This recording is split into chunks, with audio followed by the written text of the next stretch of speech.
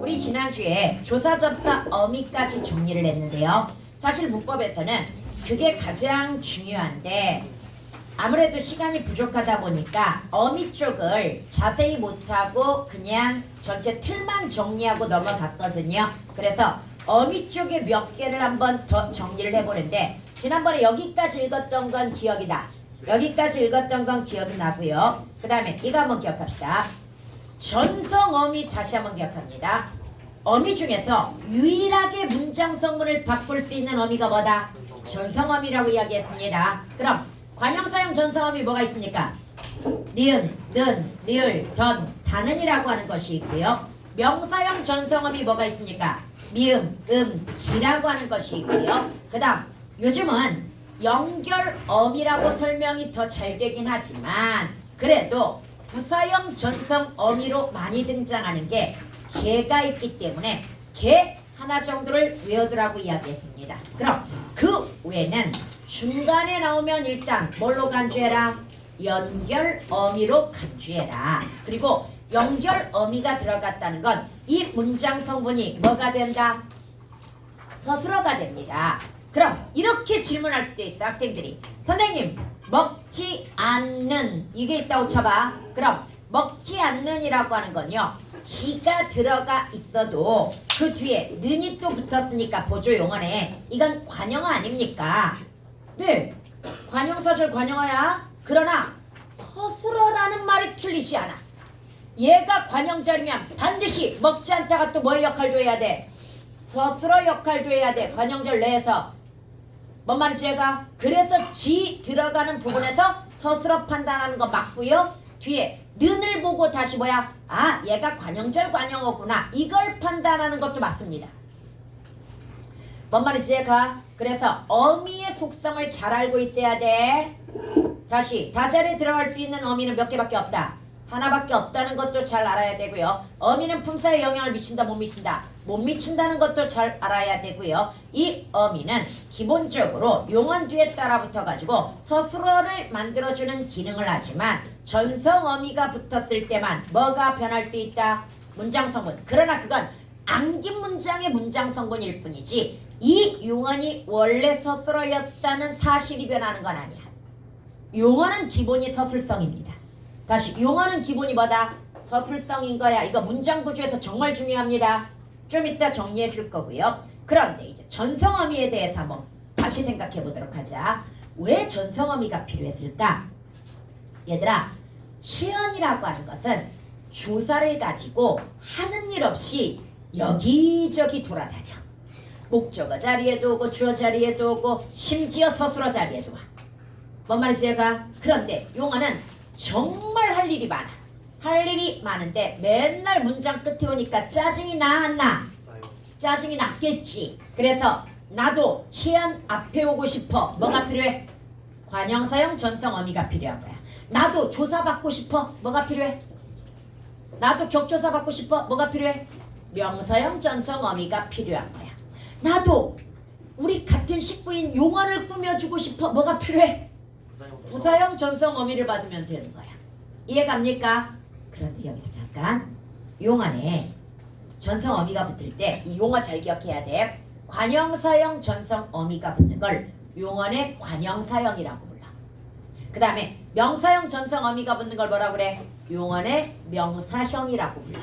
그 다음에 부사형 전성어미가 붙으면 뭐라고 하겠어? 용언의 부사형이라고 불러. 그래서 용언의 관형사형 이거 무슨 말이다? 관형사형 전성어미 붙었다는 얘기야. 뭔 말인지 알겠지요? 그래서 이런 거 기억해 두고요. 그 다음 넘어갑니다. 얘들아 다시 한번 어미 중에서 제일 중요한 건 뭐다? 제일 많이 나오고 제일 중요한 건 관형사형 전성어미입니다. 그런데 진짜 고마운 거가 뭔지 알아? 정말 고맙게도 접사에는 이게 없어. 니은, 는, 리을, 던, 다는 라는 자는 니하는도 가능한 이유가 뭐 때문이야? 니하고 하는, 라고 하는, 가자고 하는 뭐 이런 것도 다 줄어들 수 있기 때문에 가능해. 그런데 다시 한번 고맙게도 어디 없다. 접사에 이게 없어. 근데 조사에는 있네? 조사에 은는 이런 거 있잖아. 을 이런 거 있잖아. 그러면 선생님 어떻게 구분해요? 아니 조사는 당연히 치음 뒤에 붙겠지. 조사는 치음 뒤에 붙는 거고 대신 용언 뒤에 니은, 는, 리을, 던, 다는 붙어? 그럼 접사가 없다면 얘는 100% 어미인 거야. 용언 뒤에, 용언의 어간 뒤에 붙었다면 100% 뭐인 거다? 어미인 거야. 용언의 어간 뒤에는 접사하고 어미밖에 못 붙어. 조사는 절대 못 붙거든. 어간 뒤에. 여기서 헷갈리지 마. 어미 뒤에는 보조사가 붙을 수 있어. 다시 어미 뒤에는 뭐가 붙을 수 있다? 보조사가 붙을 수 있지만 어간 뒤에는 붙을 수 있다 없다? 절대 조사가 붙을 수 없단 말이야. 그럼 어간 뒤에 붙어 있다면 둘 중에 하나야. 접사나 어미일 거야. 그런데 접사에는 이런 종류가 있다 없다? 없으니까 얘네는 100% 뭐에 해당이 돼? 어미야. 단 그래서 딱 이 하나만 구분하면 돼. 아까 얘기했던 다른 어떤 이런저런 그런 발은 얘네만 뭐가 있어? 관형사도 있고 용언의 관형사형도 있고. 이것만 구분해버리면 나머지 용언 뒤에 니은는 니을던 단어이 붙었다면 100% 뭐다? 관형사형 전성 어미가 붙은 거야. 뭔 말인지 이해갑니까? 관형사형 전성 어미가 붙었다는 걸 안다는 건 굉장히 큰 축복입니다. 무조건 이거 붙은 그곳이 바로 뭐야? 관형절의 끝부분이야. 그러면서 무조건 거기가 문장 성분이 뭐야? 관형어가 되는 거야. 물론 문장의 끝이라고 그랬지 내가 어디까지라고는 얘기 안 했다. 어디까지인지는 우리가 잡아봐야 돼. 어디까지가 관형절이고 어디까지가 관형어인지는 잡아봐야 됩니다. 그럼 여러분들 이거 그 다음에 이것도 기억하자. 관형사형 전성어미도 뭘 가지고 있다? 시간성을 가지고 있습니다. 니은, 은은 과거형이고요. 느는 현재형이고요. 리을, 을 얘네들은 뭐야? 미래형이고요. 더는 과거 시제입니다. 그런데 요즘 시제가 핫하다고 했으니까 형용사는 니은이 현재 시제입니다. 먹으는 과거지만 예쁘는 현재 시제입니다. 대신 는을 못 써. 형용사는 는을 못 쓰기 때문에 니은을 이용해 가지고 뭘 만드는 거다? 현재 시제를 만드는 겁니다. 관형사형 전성어미. 그래서 관형사형 전성어미에 대해서 우리는 애정을 가져야 됩니다. 얘가 문법을 또 쉽게 만들어줘. 관형사형 전성어미가 의외로 굉장히 많이 나오기 때문에 얘 잘 다룰 줄 알아야 돼. 뭔 말인지 알겠지? 다시 관형사형 전성어미를 뭐 할 줄 알아야 된다? 잘 다룰 줄 알아야 돼. 어미에서. 그 다음에 넘어가면 여러분 종결어미는 알아서 판단하세요. 내용적으로 판단하는 게 더 빠르다고 이야기했고요. 그 다음에 이제 논란이 되는 게 하나 있습니다. 옛날에는 6차 때까지였던 것 같아요. 6차 때까지는 6차 때가 2015년도까지야. 6차 때까지는 부사형 전성어미 2라는 게 있다고 배웠어. 그래서 부사형 전성어미 2, 도록, 리을수록, 개 막 이런 거 있잖아. 드시 이런 거 몇 개 쫙 열거해주고 지금도 그거 써주는 선생님들 있다. 그 6차 때 거야. 지금은 부사형 전성어미를 쓰면 된다 안 된다? 안 됩니다. 얘네들은 문법이 되게 많이 바뀌었기 때문에 쓰면 안 되고요. 이걸 두 가지 측면에서 이제 설명을 해줄게. 먼저 이에 대해서 이해를 해야 되는데요. 여기 봐봐. 비가 소리도 없이 왔다. 여기 주어가 서술어가 뭐야? 왔다. 주어가 뭐야? 비가. 어떻게 왔어? 없이. 소리도 없이야. 그럼 소리도 없이의 관계를 따져봐. 소리가 없다야. 그럼 얘가 주어 서술어이니까 얘가 절인 거야. 그러면서 뭐의 역할을 해주고 있어? 부사의 역할을 해주니까 부사절인 거야. 그래서 이 일을 뭘로 봤던 거야? 부사형 전성 어미로 봤던 거야. 6차 때까지. 그런데 그가 말도 없이 가버렸다. 얘도 똑같아. 그가 가버렸어? 말이 없이. 이거니까 얘도 뭐라고 봤어? 부사형 전성 어미라고 봤단 말이야. 그런데 이가 이렇게 부사형 전성 어미로 쓰이는 경우가 너무 드물어. 거의 안 쓰인단 말이야. 선생님이 금방 얘 들어준 몇 개를 지휘하고는 거의 안 쓰인단 말이지. 그러면 굳이 어렵게 부사형 전성 어미를 따로 편제할 필요가 있는가? 왜? 접사에 압도적으로 이가 많아. 다시 접사에 뭐가 많다? 압도적으로 이가 많단 말이야. 그러면서 심지어 접사에 뭐가 있어? 부사파생 접사 이히. 그래서 이가 있단 말이야. 그래서 뒤에 봐봐. 비가 많이 왔다. 그 다음에 빨리 올라갔다. 뭐 이런 식으로 해가지고 빠르다의 이, 많다의 이, 흔하다의 이 이런 식으로 해가지고 이를 붙여가지고 다 부사를 만든단 말이야. 그러면 결론적으로 이 앞에 이도 굳이 부사형 전성 어미로 편지할 게 아니라 그래서 이제 문법이 바뀌었어. 잘 기억해라. 비가 소리도 없이 왔다. 그가 말도 없이 가버렸다의 이는 원래는 접사야. 원래 무슨 접사다? 부사파생 접사야. 그런데 특별히 문장에서 저를 예외적으로 만들어준 거야. 이렇게 바뀌었어. 너네 고전문법을 배우다 보면 원래는 훈민정음창제 당시에 종성부용 초성이야. 모든 초성에서 쓸 수 있는 글자를 어디에서 쓴다? 종성에서 쓴다. 이랬단 말이야. 그런데 아니 써보니까 너무 받침이 어렵잖아. 그래서 잠깐 잘못했어 미안해. 발음할 수 있는 것만 쓰게 이러면서 바로 고쳐졌어. 그럼에도 불구하고 용비어청가는 good, got 이런 것들이 있었단 말이지. 이런 것들이 있으니까 얘는 그래도 실험본이라서 종성부용 초성 썼나 봐 이러면서 얘를 종성부용 초성이라고 가르쳤단 말이야. 그런데 그러기에는 나머지 받침들이 너무 압도적으로 발음할 수 있는 걸로만 쓰여 있는 거야. 이 몇 개의 이런 특이한 받침이 나타났다고 해서 얘를 종성부용 초성으로 썼다고 말하기에는 나머지들이 너무 뭐한 거야? 발음대로 써버린 거야. 그래서 이거 문법이 바뀌었다. 6차 때는 이게 종성부용 초성이었어. 용비어청가가 7차 때는 어떻게 바뀌었습니까? 발종성법인데 발종성법의 예외. 미안 발종성법 까먹고 그냥 썼네? 이게 되는 거야 이거. 뭔 말인지 얘가? 그래서 지금은 얘네를 종성부용 초성이라고 안 배우고 뭐라고 배운다? 발종성법의 예외라고 배웁니다. 그러하듯이 이는 원래 뭐다? 부사파생 접사인데 예외적으로 한두 개 뭘 만들어줄 때가 있다? 부사절을 만들어줄 때가 있다. 라고 이렇게 문법이 변했습니다. 뭔 말인지 갑니까? 단 여러분 학교에서 이거 잘 안 냅니다. 이렇게 과도기적 형태 있잖아. 최신 트렌드 변한 거. 물론 보기 주고 낼 수도 있겠으나 학교쌤들한테 학교쌤한테 이거 최신 그 문법이니까 물어봐. 그럼 항상 돌아오는 말 그런 거 안 내 이거야. 그런 거 안 내 그러면서 안 내는 경우가 많아. 그러니까 논란이 있는 거, 견해 차이가 있는 거. 그러니까 부사형 전성어미 걔도 견해 차이가 많기 때문에 이거 내기 쉬워 어려워? 어렵다라는 이야기야. 그러나 일단은 EBS라든지 최신 문법 트렌드에는 나오는 거니까 한 번씩 그냥 들어든 풍월 이해갑니까? 사실 이런 문제 잘 내는 데가 따로 있어. 3학년 때 사설 모의고사. 사설 모의고사에서 예를 들어 뭐 한수라든지 아니면은 뭐 봉소 모의고사라든지 막 이런 데 있잖아. 사실 옛날에 이감하고 봉소가 같았는데 이감이라든지 바탕이라든지 이런 사설 모의고사 있죠.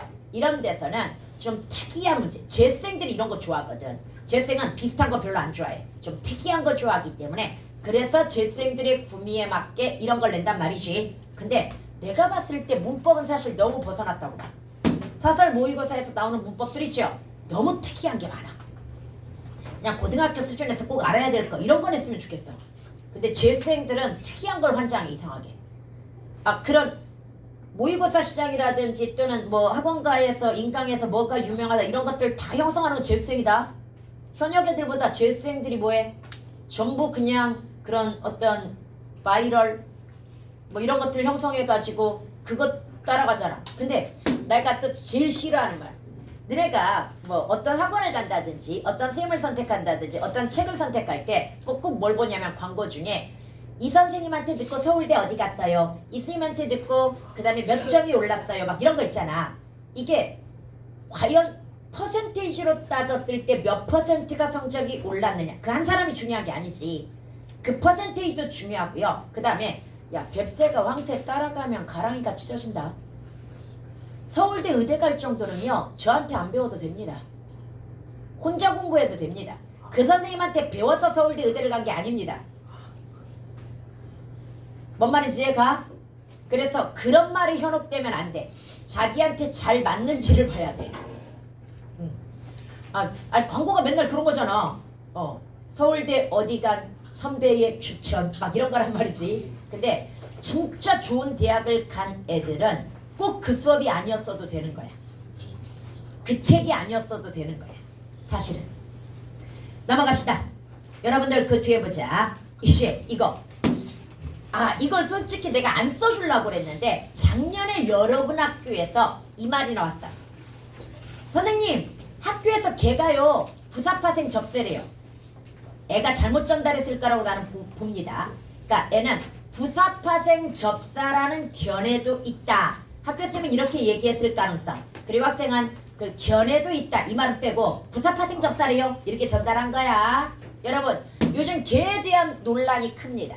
이 걔를 뭘로 간주할 것이냐. 첫 번째는 원래 전통적으로 뭘로 봤다? 부사형 전성어미. 물론 연결어미도 있고 그 다음에 또 뭐도 있어? 보조적 연결어미도 있기는 있어. 그러나 만약에 그녀는 참 곱게 생겼다 이런 말이 있어봐. 그러면 그녀는 생겼다 중간에 걔가 들어가면 얘네가 보통 뭐가 된다고? 부사형 전성어미가 들어간 부사절이 되는 거야. 전통적으로 이렇게 가르쳤어. 선생님도 재작년까지는 이렇게 가르쳤어. 무조건. 그래서 혹시 동영상 중에 좀 재작년 버전 이럴 때는 야, 걔 들어가면 일단 무조건 부사절로 간주해 이렇게 가르치는 경우도 있을 거야. 그러나 작년에 학교에서 이 말이 나왔으니까 이제 세 가지 견해를 소개를 해드릴게요. 이걸 연결어미로 보는 견해. 사실은 재작년 작년부터는 선생님이 이것도 가르치거든요. 이게 무슨 얘기냐면 봐봐. 개, 도로, 리을수로, 드시 이런 것들을 옛날에 뭐라고 배웠다? 부사형 전성어미라고 배웠단 말이야. 그래 놓고 이걸 한번 보자. 비가 와서 나는 학교에 가지 않았다. 이 문장을 한번 볼게요. 비가 와서 야, 내신 때 이런 거 안 가르친다. 이건 지금 한 번만 읽고 책에 있으니까 읽는 거야. 지금 내신 때는 이런 거 안 가르쳐. 비가 와서 나는 학교에 가지 않았다라고 하는 이 문장을 보자. 이 문장에서 비가 와서가 뭐야? 주어. 와서가 뭐야? 서술어. 나는이 뭐야? 주어. 학교에 가지 않았다. 이게 뭐야? 서술어. 그러면 문장 유형을 보면 주어, 서술어, 주어, 서술어가 연결이 되어 있죠. 이런 걸 우리는 견문장 중에 이어진 문장이라고 이야기합니다. 주어, 서술어, 주어, 서술어. 이거란 말이야. 지금 이어진 문장이라고 배웁니다. 종속적으로 이어진 문장이 되겠죠. 그런데 얘가 문장을 이동을 한번 해보도록 하자. 나는 비가 와서 학교에 가지 않았어. 이렇게로 한번 가보도록 하자. 비가 와서 학교에 가지 않았어. 이러면 나는이 뭐가 돼? 주어. 가지 않았어가 전체 뭐가 돼? 서술어. 그러면서 다시 이 안에 뭐가 있어? 주어, 서술어가 있습니다. 다시 주어, 서술어가 나오면서요. 이걸 옛날에 6차 때는 뭐라고 설명했냐면 종속적으로 이어진 문장은 전절이 뭘로 이동할 수 있다? 후절 속으로 이동할 수 있다. 문법 정복기 다 읽어본 사람? 선생님이 새로 나눠준 업그레이드 버전 다 읽어본 사람? 이런 뒤지. 아빠는 다 읽은 애 있더라. 책 받자마자 맞아. 좀 읽어 미리. 너네 문법 안 배운 거 아니잖아. 전혀 새로운 거 아니야. 그냥 한번 재미삼아 읽어봐. 이런 거 다 있어 뒤에 가면. 보자 다시. 나는 비가 와서 학교에 가지 않았다. 이 문장 다시 한번 볼게요. 얘가 지금 주어 서술어가 중간에 들어가 있어. 이걸 6차에서는 뭐라고 설명했어? 종속적으로 이어진 문장의 전절이 어디로 이동할 수 있다? 후절로 이동할 수 있다고 설명하고요. 그리고 부사형 전성어미는 고정을 시켰단 말이야. 뭐 드시, 도로, 리을수로 뭐 이런 식으로 고정을 시켰단 말이야. 그런데 그러면 대전제가 위배가 돼. 어떤 대전제? 이어진 문장의 대전제는 뭐야? 주어 서술어, 주어 서술어가 순서대로 나온다는 거고요. 않는 문장의 대전제는 뭡니까? 전체 주어 서술어 속에 또 다른 주어와 서술어가 안겨 있다는 거야. 그럼 이 두 번째 문장을 보자. 두 번째 문장은 이어진 문장이라고 보는 게 타당합니까? 아는 문장이라고 보는 게 타당합니까? 전체 주어 서술어 사이에 또 다른 뭐가 있어? 주어 서술어가 들어간 케이스라고 볼 수 있겠지요. 그럼 얘는 대전제로 따지면 아는 문장이라고 보는 게 타당하다는 이야기야. 이해갑니까? 그리고 또 반대로 도록이 뭐라고 그랬어 지금? 부사형 전성어미라고 이야기했지만 만약에 이렇게 나왔다고 쳐봐. 발에 땀이 나도록 나는 뛰어다녔다. 그럼 발에 땀이 나다 주어 서술어. 나는 돌아다녔다 주어 서술어. 이렇게 돼버린단 말이지. 뭔 말이지 얘가? 그래서 문법이 어떻게 바뀌었냐면요. 이렇게 바뀌었습니다. 바로 전절과 후절로 나눠주면 이어진 문장이 되니까 연결어미. 그럼 위에 거 비가 와서의 어미가 뭡니까? 오 플러스 아서잖아. 그러면 오 플러스 아서에서 이 아서는 무슨 어미인 거야? 연결어미인 거야. 종속적 연결어미인 거고요. 그 다음에 여기는 지금 주어와 서술어 사이에 뭐 했습니까? 끼었죠. 후절 속에 안겨 있으면 얘는 뭐가 되는 거야? 부사형 전성 어미로 간주합니다. 그래서 얘는 중간에 들어가면 뭐가 된다? 쉽게 해서 이걸 이렇게 따져봐. 난 학교에 가지 않았어. 왜? 왜라고 하는 게 원래 대표적인 부사거든. 뭔 말인지 얘가? 그래서 얘를 뭘로 간주한다? 부사절로 간주한다. 이거야. 그래서 요즘은 부사형 전성어미와 연결어미를 따로 구분하는 것이 아니라 위치에 따라서 뭐가 될 수도 있어? 부사절이 될 수도 있고 그 다음에 종속적으로 이어진 문장이 될 수도 있다라고 문법이 바뀌었습니다. 뭔 말인지 얘가? 이게 작년 여러분 학교에서 쓴 FAQ라고 하는 책에 아주 자세히 들어가 있어. 그래서 학교에서도 이걸 자세히 가르쳤던 거야. 근데 여러분 학교 쌤은 과연 마더텅은 원래 조금 버전 자체가 좀 쉬운 버전이거든요. 그러니까 FAQ가 좀 어려운 책이고 그게 재수행용 책이거든 원래 FAQ가. 그래서 좀 어려운 책이고 마더텅은 좀 일반. 내가 아직 마더텅을 정확히 안 봤지만 문제집 종류라던데 애들이 말하기를. 그러면 이런 것까지 학교에서 안 가르칠 가능성이 있긴 한데 그래도 지금 여름방학 때 이런 거 한 번씩 들어놓는 거야. 오케이? 그럼 이 부분 해결됐습니까? 그런데 아직도 하나 남았어. 그러면 다시 한번 연결 어미로 보는 견해 이해 갔지? 부사형 전성 어미와 연결 어미로 보는 견해는 이해가 갔을 거고 얘가 바로 뭡니까? 국립국어원 표준국어대사전에 채택하고 있는 공식 입장. 일단 찾으면 1차적으로 다 연결 어미로 나온다는 얘기야. 다시 어미 찾으면 다 뭘로 나온다? 연결 어미로 나오지만 우리 경우에 따라서 후절에 안겨버리게 되면 얘를 뭘로 볼 수도 있다? 부사절로 볼 수도 있다라고 하는 그런 견해인 거야 지금. 그런데 너네 있잖아. 개가 붙는 애들이 문장을 이루지 않고 한 단어로 나오는 경우가 정말 많아. 그는 곱게 웃었다. 그러면 그는 웃었어 어떻게? 곱게. 그 다음에 그는 맛있게 먹었다. 그는 밥을 맛있게 먹었다. 이때 그는 밥을 먹었어 어떻게? 맛있게. 이런 식으로 개가 들어가는 이 문장들은 전부 한 단어로 나오는 경우가 되게 많아. 그래서 한 단어로 나오면 굳이 이걸 절로 간주할 필요가 있느냐. 차라리 개를 이처럼 뭘로 보자? 접사로 보자. 그래서 실제로 개가 들어가서 뭐 된 애들이 있어? 부사가 된 애들이 있거든. 어떻게 라고 하는 거 있죠.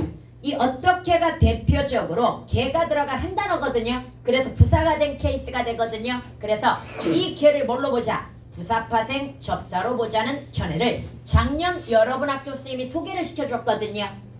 그런데 이건 아직 견해일 뿐이야. 다시 개를 부사파생 접사로 보자라고 하는 건 아직 뭐일 뿐이다? 견해일 뿐이야. 뭔 말인지 알겠죠? 그냥 들은 풍월로 한번 봐두시고요. 이제 넘어갑니다. 넘어가면 얘는 진짜 잘 나오지. 명사와 접사. 명사파생 접사하고 뭐? 명사형 전성어미 구별하는 거. 그런데 이거 정말 쉽지? 다시 접사가 붙었다면 품사가 뭐다? 명사. 어미가 붙었다면 품사가 뭐다? 용언. 그럼 용언 앞에는 뭐가 와야 된다? 부사가 와서 말이 되어야 되는 거고 접사 앞에는 뭐가 와야 된다? 관여가 와서 말이 되어야 되는 거야. 없으면 너보라고 이야기했잖아 내가. 그래서 이 밑에 보자. 어젯밤에 깊은 잠을 푹 자. 깊은 관용어잖아. 왜 관용어야 이게? 용성이 어디 갔냐? 깊은이 왜 관용어야? 뒤에 잠이 있어서. 저런. 이 잠이 용언일 수도 있잖아. 어미가 붙은 용언일 수도 있잖아. 니은. 그렇지. 니은으로 봐야지. 그래서 내가 관용사형 전성어미 외우라고 그랬잖아. 다시 깊다에다 뭐가 들어왔어? 은이 들어갔으니까 무조건 얘는 관용사형 전성어미가 붙은 관용어가 될 거란 말이지. 그럼 관용어 뒤에 들어갔으니까 이 잠은 뭐가 돼? 체언. 그런데 그 뒤에 푹 잠은 푹 자다잖아. 푹이 뭐야? 부사어니까 무조건 뒤는 뭐야? 자다에다가 명사형 전성어미 미음이 들어가야 정상인 거지. 오케이. 그 다음에 비가 내리기를 뭐가 없어? 관용어나 부사가 없지. 그럼 넣어봐. 비가 많이 내리기를 원했니? 비가 많은 내리기를 원했니? 많이 내리기를 원했다가 문장이 자연스럽지. 그럼 얘는 뭐인 거야? 명사형 전성어미가 붙은 거야. 그가 죽음을 안타까워했다. 이것도 넣어봐. 그가 빨리 죽음을 안타까워했다. 이게 되는 거지. 그의 죽음을 안타까워했다면 당연히 명파접이 붙겠지. 그 의가 관용어니까. 그런데 그가 죽음을 안타까워했다는 명사절이야. 그가 빨리 죽음을 안타까워했다. 이거야. 쌤, 빠른을 넣어보면요. 그래도 그건 그의 빠른 죽음이 되어야 돼. 그가 빠른 죽음 이거 말 안 돼. 뭔 말인지 알겠죠? 그래서 이런 식으로 넣어보면 되는 거다. 문장은 만들어봐야 돼. 가장 간단하게. 그럼 이렇게 해가지고 우리가 명사와 접사. 이게 옛날에는 고난이도 문제였어. 요즘은 중급이 돼버렸어. 왜 그럴까? 문법 문제는 진화합니다. 다른 문제들은요. 봐봐.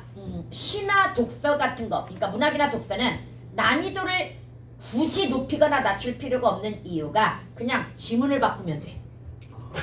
다시 뭘 바꾸면 돼? 지문을 바꾸면서 지문이 좀 어려울 수도 있고 쉬울 수도 있고 이거야. 그렇게 난이도 조절을 하는 거야. 그런데 문법은요. 난이도 조절이 힘든 이유가 뭔지 알아? 문법은 딱 수능에서 나와. 그러면 개떼같이 달려든다. 표현이 좀 적절치 않군요. 하여간 모든 학생들이 다 뭐야? 기출문제를 풀어. 그래서 원래는 이게 난이도가 뭐한 문제였어? 높은 문제였는데 모든 학생이 기출문제를 풀면서 그 수준을 공부해버리기 때문에 이제 더 이상 어렵지 않은 문제가 돼. 그러다 보니 계속 봐봐. 한 진짜 7, 8년 전 문법 문제하고 지금 문법 문제 비교해보죠. 지금 거가 훨씬 어렵습니다. 그런데 체감 난이도는 비슷하다고. 그때 애들이 느꼈던 체감 난이도와 내가 그 이야기 했잖아. 여러분 믿음과 변화 과정이 유사한 거 찾아라. 이게 정답률이 19%라고 이야기했잖아. 이때 답이 뭐라고 그랬어? 애들은 다 기쁨이라고 했지만 실제 답은 뭐였다? 달리기였어. 왜? 믿다라는 동사에다가 음이라는 명사파생 접사가 붙어가지고 명사가 된 케이스야. 기쁨은 형용사의 명사파생 접사가 붙은 거야. 달리기는 달리다의 명사파생 접사가 붙어가지고 동사가 뭘로 변한 거야? 형용사로 변한. 그래서 얘가 답이었던 거야. 이해갑니까? 근데 이게 정답률이 19%가 나왔단 말이야. 그런데 얘는 2013년도 문제라서 그래. 뭔 말인지 제가 그때는 이 정도가 굉장히 고난이도인 거야. 문법 문제가. 뭔 말인지 알겠죠? 그런데 지금은 엄청나게 진화해가지고 더 어려워진 거야. 난 제발 다음에는 문법 좀 사라졌으면 좋겠어. 아, 2015년인가 그 이전에는 문법 문제가 2개밖에 안 나왔거든. 문법 문제가 2개밖에 안 나오고 오히려 다른 것들 화작 쪽이 좀 강화되어 가지고 조금 더 그쪽이 어렵게 나왔거든요. 근데 어느 날 화작은 IQ 테스트가 돼버리고 근데 요즘 IQ들이 낮더라. 화작 잘 틀리더라 애들이. 그러면서 문법이 5개로 확정이 되면서 문법에 대한 난 지금 이 문법 공부할 시간에 차라리 독서 공부하고 싶어. 그렇지 않아? 남는 게 있어야 될 거 아니야. 문법은 도대체 써먹을 데가 없어. 나중에. 문학은 그래도 좀 그래 인간과 삶의 사회에 대한 이해 뭐 이러면서 합리화시켜. 고전은 또 안 되고. 독서는 독서가 제일 많이 남는다고 난 요즘 생각합니다. 배워놓으면 배워놓을수록 사람들이 유식해지거든요. 사회에 대한 식견 이런 거거든요. 그래도 일단은 하자. 넘어갑시다. 그래서 다시 한번 명사와 접사, 명사형 전성어미가 옛날에는 고난이도였는데 지금은 중급이야. 그러나 여러분들은 이걸 또 해냅니다. 고난이도로 만들어냅니다. 지난주에 이야기했잖아. 울기에. 그녀가 서럽게 울기에 나는 기뻤다. 라는 예문이 여러분 학교의 기출문제입니다. 이 문제가 그거였어. 명파적과 명전어 구분하는 문제였거든요. 그럼 당연히 우리는 여기에 등장하는 미음, 기는 명전어나 명파적 중에 하나일 거라고 추정하고 판단을 하겠지. 그래서 서럽게라는 부사어가 있으니까 여기가 뭐다? 명사절로서 울 기의 기가 명전어라고 판단을 했겠지. 그래서 과감하게 틀리셨습니다. 제가 틀렸어. 나는 이걸 뭐라고 본 거야? 명사절이고 그래서 얘가 애가 붙은 뭘로 본 거야? 부사어로 받고 나는 기뻤다. 그래서 주어 서술어로 본 거야. 그런데 기억나지? 얘가 어미입니다. 종속적으로 이어진 문장입니다. 이거. 그녀가 서럽게 울기에라는 원인, 나는 기뻤다라고는 결과, 기회가 종속적 연결 어미. 뭔 말인지 얘가 종속적으로 이어진 문장이었어. 틀려 그냥 이런 거 나오면. 알았지? 이 기회가 종속적 연결 어미인 거 외워가지고 어디다 써먹게. 이거 수능에도 못 써먹어 이런 거. 뭔 말인지 알겠죠? 그냥 틀려라. 오케이? 아니. 야, 너네들은 아직도 감각이 부족한 것 같은데 내가 그랬잖아. 4% 일컷이 70점 되면 문제가 얼마나 지옥일지를 생각해야 돼. 뭔 말인지 이해가죠? 2학년 2학기가 대부분 70점대였어. 가장 높이 나온 게 80.3인가 나왔던 적이 있어. 너네로서는 상상도 할 수 없는 4% 일컷. 너네는 10% 일컷이잖아. 그래서 지금 이제 선도 그렇게 어렵게 못 낸다고. 뭔 말인지 얘가 1학년 때 공부를 했어야 그렇게 어렵게 내지. 원래 다시 그렇게 냈던 애들은 1학년 때 원래 문법을 다 돌리고 오는 애들이야.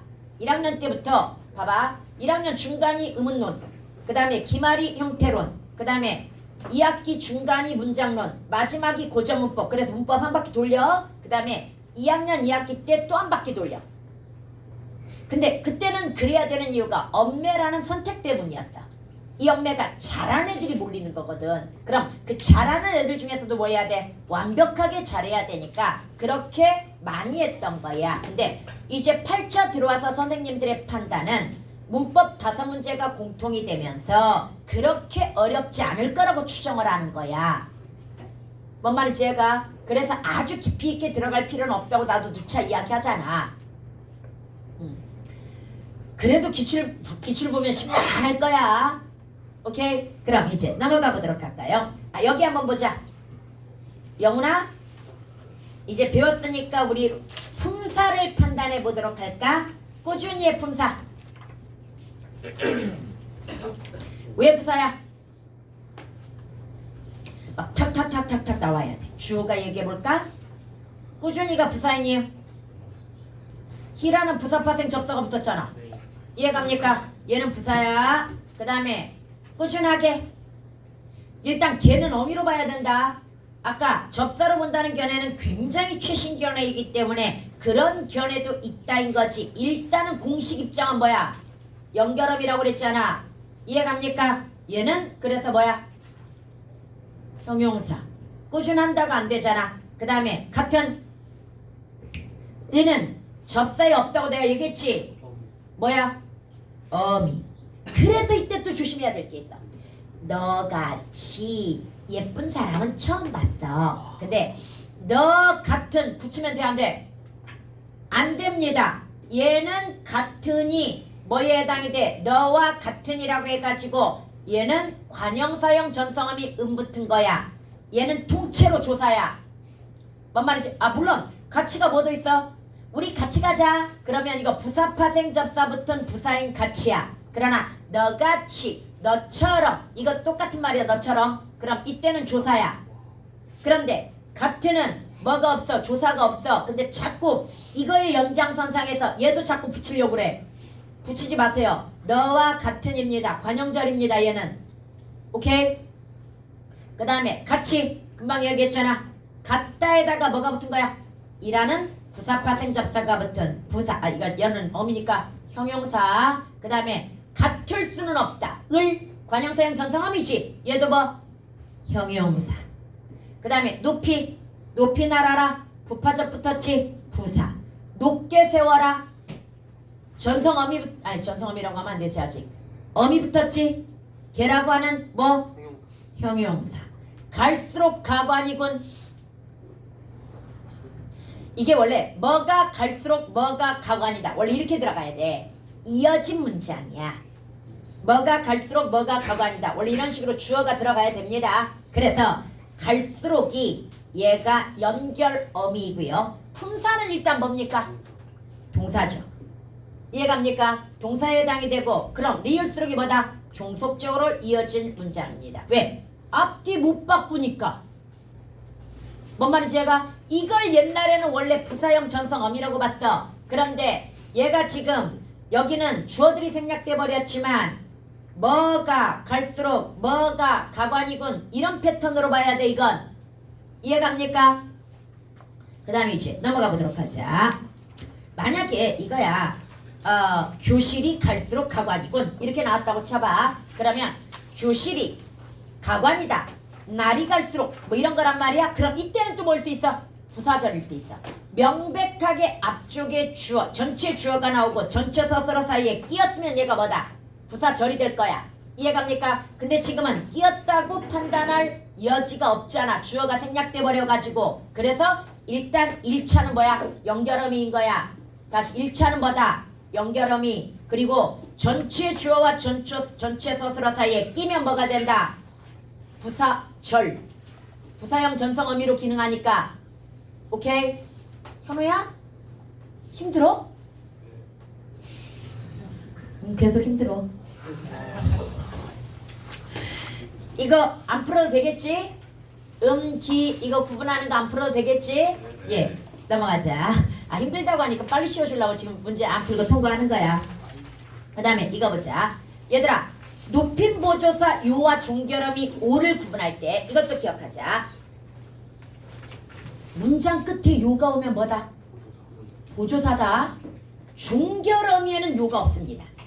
연결어미에는 있습니다. 근데 연결어미인 건 어떻게 판단해? 쉼표 앞에 오면 됩니다. 열거, 떡이요, 밥이요, 술이요, 온갖 음식을 준비해서 이때는 뭐야? 열거할 때는 요. 그런데 그건 쉼표 앞에 오는 거야. 문장 중간에 쉼표 앞에 오는 거야.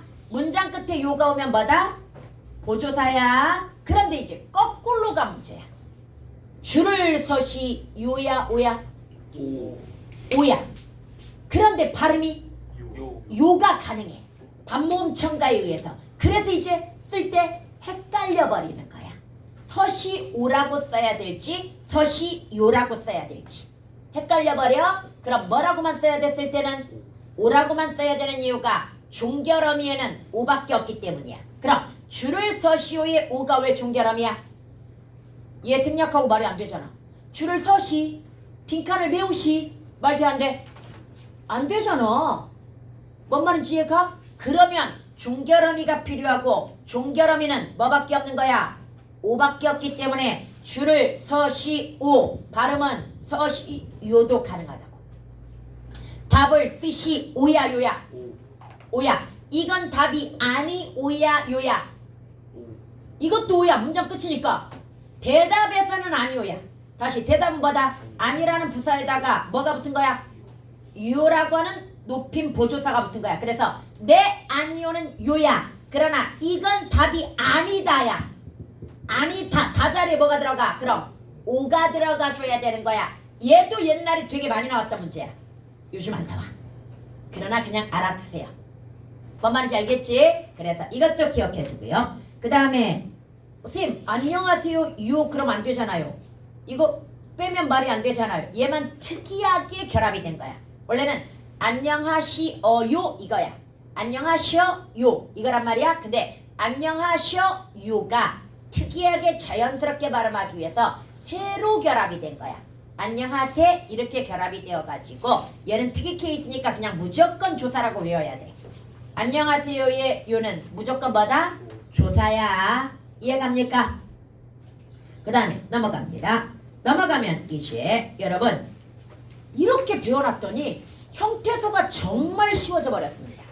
이게 무슨 말이냐? 원래는 너네 문법 배울 때 형태는 들어가면 1번이 형태소야. 그래서 형태소를 배우면서 자립이니 그 다음에 의존이니 실질이니 형식이니 이런 걸 배운단 말이야. 그 다음에 두 번째가 뭐야? 품사야. 그 다음에 세 번째가 뭐야? 단어의 구조야. 네 번째가 뭐야? 어휘의 관계야. 이런 식으로 순서대로 배우거든요. 대단히 비효율적입니다. 조사접사 어미나 품사를 구분하지 못하는 상태에서 형태소를 구분한다는 게 말이 안 되거든요. 뭔 말인지 얘가 조사접사 어미 품사에 대한 이해가 전제되어야 뭘 구분할 수 있다. 형태소를 원래 구분할 수 있는 겁니다. 그래서 자동이야 이제. 형태소 구분은 자동입니다. 먼저 이것부터 기억합시다. 형태소를 정의할 때요. 최소의 유의적 단위라고 하는데 의미를 가진 이 말이야. 그런데 여기서 잠깐 그 의미가 아니야. 우리가 알고 있는 의미가 아니야. 다시 우리가 알고 있는 의미는 실제 의미를 이야기하는 거야. 그러나 이건 좀 넓은 의미야. 기능적 의미라고 하는 것과 실질적 의미라고 하는 걸 다 포함하는 거야. 그럼 봐봐. 이 리을 이렇게 나왔어. 하이픈 붙어서 리을이 나왔어.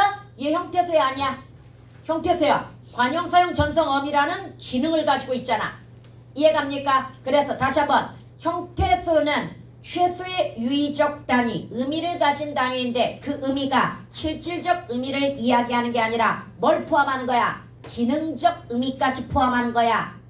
여기까지 갔습니까? 그리고 갈래 혼자 쓸 수 있느냐 없느냐에 따라서 자립 유무에 따라 자립과 의존 실질적 의미가 있느냐 없느냐에 따라서 실질 형식 이렇게 구분하지만 맨날 이거 해봤자 구별 못한다고 내가 얘기했지. 얘가 뜻이 있나 없나 혼자 쓸 수 있나 없나 판단 백날해야 우리는 다 틀려.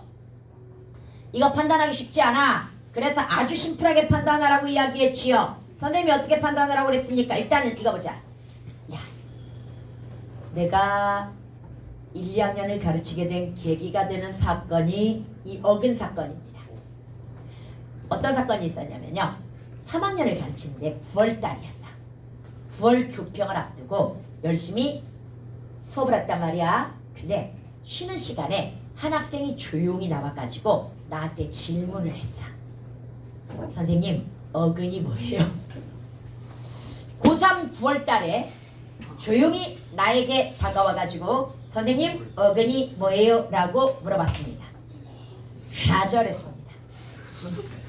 어근도 모르면서 지금까지 문법 수업을 들었다는 것 자체가 정말 기적입니다.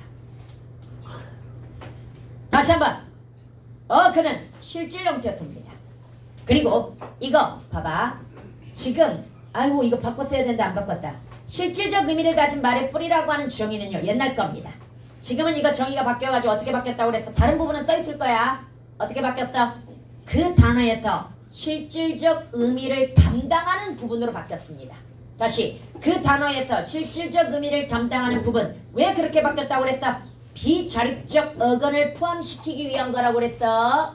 말의 뿌리 그러면 뭐야? 얘가 단독으로 써야 될 것 같은 그런 느낌이 든단 말이야. 근데 이 단어에서 뜻을 담당하는 그래서 착하다에서 뜻을 담당하는 부분이 뭐다? 차. 흔하다에서 뜻을 담당하는 부분 흔. 깨끗하다 깨끗이에서 뜻을 담당하는 부분 깨끗. 이런 식으로 판단하기 위해서 바뀐 거라고. 어간은 어디에서만 쓰는 말이야? 용언에서만 쓰는 말입니다. 기본형에서 뭘 제외해? 다를 제외하면 어간이 되는데 얘네들의 관계는 바로 이런 관계입니다. 엄청나게 많은 어근 중에 명사 어근, 부사 어근, 대명사 어근 막 이런 게 있을 거란 말이야. 이 엄청나게 많은 어근 중에서 용언의 어근이 있을 수는 있어. 용언도 더 이상 쪼갤 수 없는 경우가 있잖아. 이해갑니까? 그러나 용언의 어간은 합쳐져서 만든 것들도 되게 많아. 아까 해주다 나왔지. 해주다의 어간은 뭐야? 해주까지야. 그러나 어근은 뭐야? 하와 슈야. 이해갑니까? 더 이상 쪼개질 수 없는 데까지 가야 돼. 그래서 비우다의 어간은 뭐야? 비우. 그러나 어근은 뭐야? 비다에서 왔잖아 이건. 이해갑니까? 그럼 비가 어근인 거야. 그럼 어근과 어근은 같을 수도 있지만 뭐 할 수도 있어? 다를 수도 있는 거야. 그래서 그 수능에서 잘못 나왔던 게 이거야. 비원은 어근과 어간이 일치하지만 빈은은 어간과 어근이 일치하지 않는다. 이렇게 나왔거든요. 다시 비원은 어간과 어근이 일치하지만 비는 어간과 어근이 일치하지 않아. 이렇게 나왔거든. 맞아? 반대잖아. 비워의 기본형은 비우다. 어간은 비우. 그 다음에 어근은 비. 그러니까 얘는 어근과 어간 일치하지 않아. 얘가 일치하지 않는 거야. 그런데 B는 기본형이 뭐야? B다. 어근도 뭐야? B다. 더 이상 안쪽에 있잖아. 그럼 어근과 어간이 일치하는 건 얘인 거야. 근데 수능에서 나왔던 문제 이거 반대로 나왔다. 오케이? 여기까지 해갔습니까? 그러면 이런 어미들, 어미는 다자리하고 서나말 어미만 외우면 된다고 그랬지. 다시 다자리와 뭐다? 서나말 어미. 그 다음 조사접사 어미는 많이 했으니까 통과하고요. 아이고. 형태소 구별할 때 쌤이 어떻게 구분하라고 그랬어? 기억해보자. 조사접사 어미는 무조건 실제 뜻도 없고 혼자 쓸 수도 없으니 의형제를 맺어라. 다시 조사접사 어미는 뭐? 의형제. 용언의 어근은 실제 뜻은 있는데 혼자 못 쓰는 부실하네. 그래서 부실이라고 그랬어. 의실. 그 다음에 나머지. 그럼 나머지가 무슨 말이야? 조사접사음이 제끼고 용언의 어근을 제끼면 나머지는 전부 뭐하는 애들? 자신감 넘치는 애들. 뜻이 있는지 혼자 쓸 수 있는지를 너네가 판단할 필요가 없는 애들. 뭔 말인지 얘가 개, 아까 것, 의존명사였지만 얘가 조사접사음이 아니지? 용언의 어근도 아니지? 무조건 형태소로는 뭐에 해당이 된다? 자실에 해당이 되는 거란다. 뭔 말인지 알겠죠? 그래서 이런 거 조심해야 된다고 이야기했고요. 그럼 얘를 한번 이제 정리를 해보고 그 다음에 얘 이 뒤에 어디 갔냐? 얘만 쉬는 시간에 너네가 마무리를 지으면 돼. 여러분 그러면 조사접사음 형태소는 오늘 마무리가 되는 거야. 보자. 못생긴 남자가 착한 여자를 과연 좋아할까? 예문이 좀 이상한데? 역시 못생긴 남자가 착한 여자를 과연 좋아할까? 이 문장에 대해서 한번 분석을 해보도록 하자. 유민이 조사만 불러봐. 규민이가 아니라 유민이. 내 발음이 이상했구나. 유민이한테 물었어. 가랑 지들이요. 남자가 주격조사, 르리라고 하는 목적격조사. 그 다음 어미.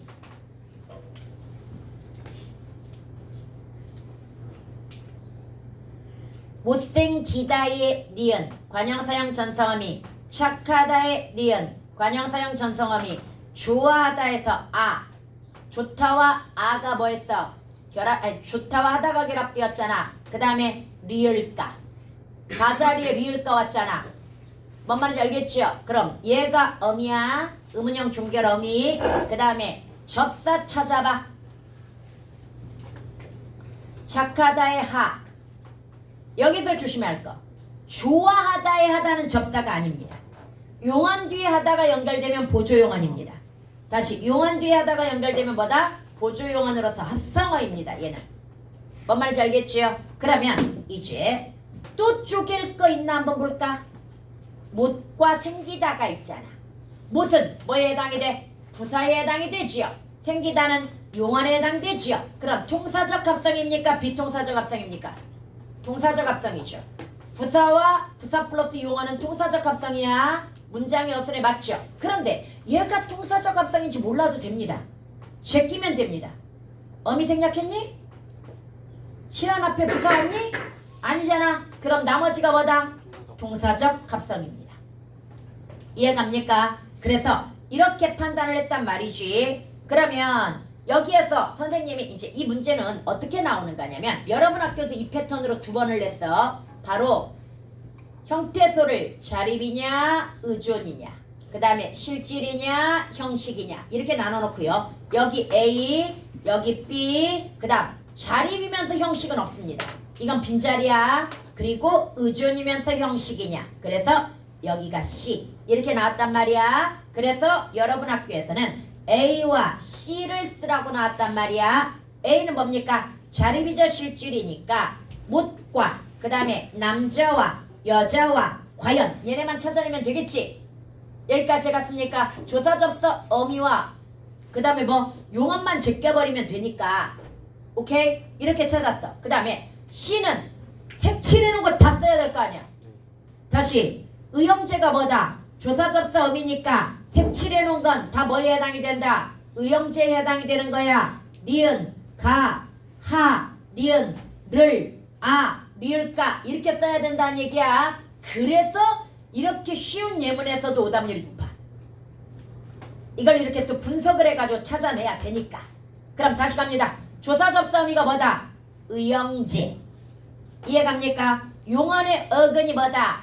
의실, 부실하네. 나머지가 뭐다? 무조건 자실. 자신감 넘치는 애들. 오케이? 이렇게 분석하는 거고요. 그럼 이제 두 번째 한번 정리해 봅시다. 오, 오래간만에 서진이? 네. 서진이 조사 불러. 관형격 조사 의, 주격 조사 이, 부사격 조사 로. 그 다음 없지요? 그 다음에 어미 찾아봐. 굶주리다의 리은. 그 다음에 씁니다. 와, 어제 한 학생 씁니다가 하나였어요 라고 묻더라. 어미가 네 하나입니다. 먹습니다. 먹다 자리 들어갔잖아. 씁니다, 비읍니다, 씁니까, 비읍니까, 십시오 다 어미 하나입니다. 이거 1학기 때 1학년 문법 가르칠 때 십시오를 시 플러스 비읍시오로 나눠가지고 가르쳤단 말이야. 그래서 내가 이 학교 와서 다시 물어봐. 이거 하나로 묶였어. 십시오가 하나의 어미야 통짜로. 이렇게 했더니 학교에서는 다시 정정을 해주셨는데요. 시 플러스 비읍시오도 되고 십시오도 돼. 이랬대. 안 돼. 십시오로 하나로 묶였어. 봐봐. 잡이라고 하는 게 원래는 뭐였겠어? 잡다에다가 이었단 말이야. 그런데 얘네가 묶여가지고 하나의 뭐가 되었어? 접사가 되었단 말이야. 그렇듯이 문법이 바뀐 거야. 다시 옛날에는 비읍시오였는데 지금은 뭐야? 십시오가 어미인 거야. 아주 높임 종결, 아주 높임 명령형 종결 어미. 그렇듯이 이거 씁니다가 뭐야? 아주 높임 평서형 종결 어미. 씁니까가 뭐야? 아주 높임 의문형 종결 어미. 하나야. 그냥 외우세요. 뭔 말인지 알겠지요? 그래서 이렇게 나눴습니다. 그럼 서진아 조사가 아니라 접사 찾아봐. 뭐라고? 이게 어떻게 접사야? 굶다와 줄이다가 결합된 비동사적 합성. 다라고 하는 뭐가 없어. 어미가 줄이다라. 어휘력이 약하구나. 요즘 너무 많이 줄인 것 같아. 이렇게 씁니다. 사전 찾아봐. 내 말 못 믿겠으면. 여러분, 얘는 합성어인데 뭐다? 중간에 어미가 없으니까 무슨 합성어다? 비동사적 합성어다. 아이고, 뭔 말인지 가? 그 다음에 몽쉘림의 님 있잖아. 이 님이 대표적인 높임 접사, 전투력의 력. 이거 우리 지난주에 봤던 무제한의 무라든지 무슨 금의 금이라든지 한자 중에서도 여기저기 따라붙는 기능이 강하고 혼자는 잘 안 쓰는 애들 뭘로 간주한다? 접사로 간주한다. 기억납니까? 그 다음에 돼. 왜 돼야? 상승이 치연이잖아. 치연 뒤에 하다 되다 시키다 붙으면 뭐다? 접사인 거야. 이해갑니까? 그럼 상승되다가 뭐야? 파생어인 거야. 여기까지 해갔죠? 그 다음에 배. 얘는 품사가 뭐야? 배의 품사 의존명사입니다. 단위성 의존명사라고 하는 거거든요. 그렇다고 얘가 의존 형태소야? 아니야. 조사접사음이 아니죠? 용언도 아니죠? 무조건 자리비자 실질 형태소입니다. 그래서 의존명사 헷갈리지 마세요. 의존명사는 무조건 자실입니다. 자리비자 실질입니다. 오케이? 여기까지 해갔습니까? 그러면 여러분들은 쉬면서 이걸 다 채워 넣어야 됩니다. 기타는 안 써도 돼. 나머지 싹 분리해가지고 채워 넣으세요. 네, 그러면서 5분만